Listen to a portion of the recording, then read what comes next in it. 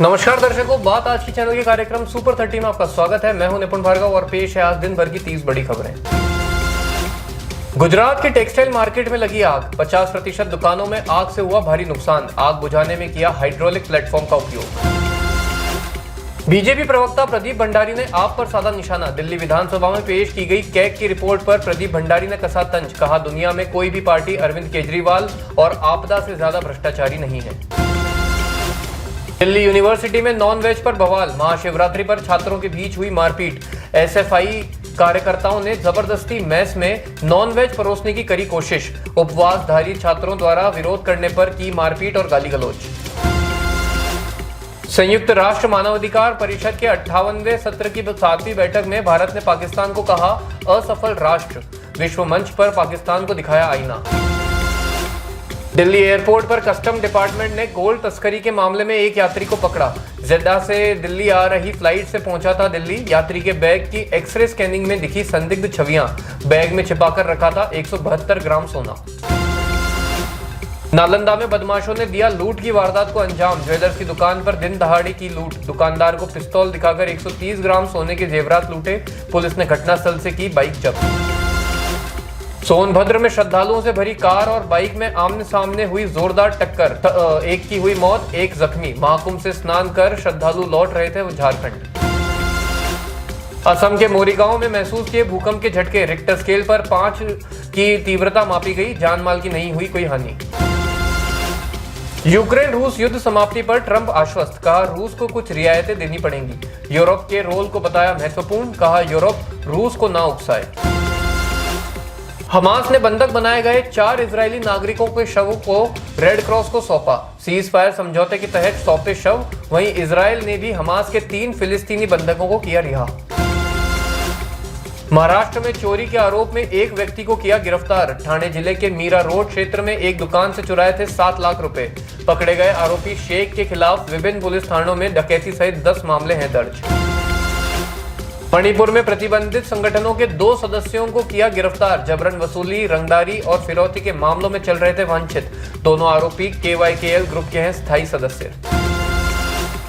Pope Francis की सेहत में हुआ सुधार। गुर्दे की समस्या हुई कम। फिलहाल सांस संबंधी फिजियोथेरेपी की जा रही है और फेफड़ों से पानी निकाला जा रहा है। भाजपा ने मोहन सिंह बिष्ट को बनाया डिप्टी स्पीकर का उम्मीदवार। दिल्ली की मुस्तफाबाद विधानसभा सीट से जीतकर बने थे विधायक। बिष्ट ने पार्टी के फैसले पर जताई खुशी। जोधपुर में ट्रक ने ऑटो को मारी टक्कर। 4 की हुई मौत, कई हुए घायल। बता दें कि ऑटो में सवार सभी लोग बच्चे का मुंडन कराकर वापस अपने गांव लौट रहे थे।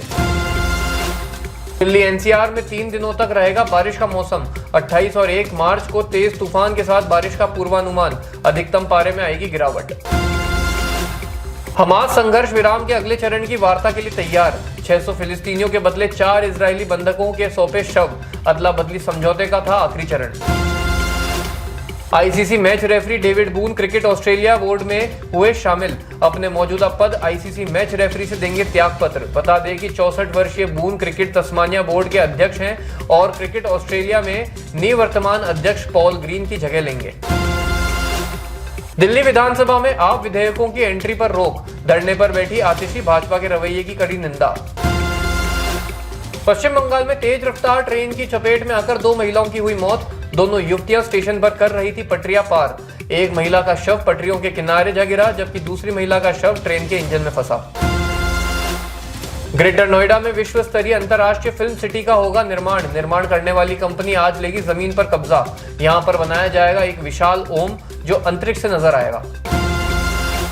ASI कराएगा संभल की शाही जामा मस्जिद की रंगाई पुताई। मुस्लिम पक्ष ने मांगी थी इजाजत। हाईकोर्ट ने इनकार करते हुए रंगाई पुताई का काम भारतीय पुरातत्व सर्वेक्षण को सौंपा। हिंदू पक्ष ने किया विरोध। योगी सरकार ने सफाई कर्मियों को दिया महाकुंभ का प्रसाद। 10,000 रुपए बोनस का किया ऐलान।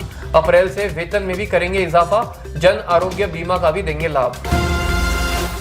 राष्ट्रपति मुर्मू ने स्टैच्यू ऑफ यूनिटी का किया दौरा।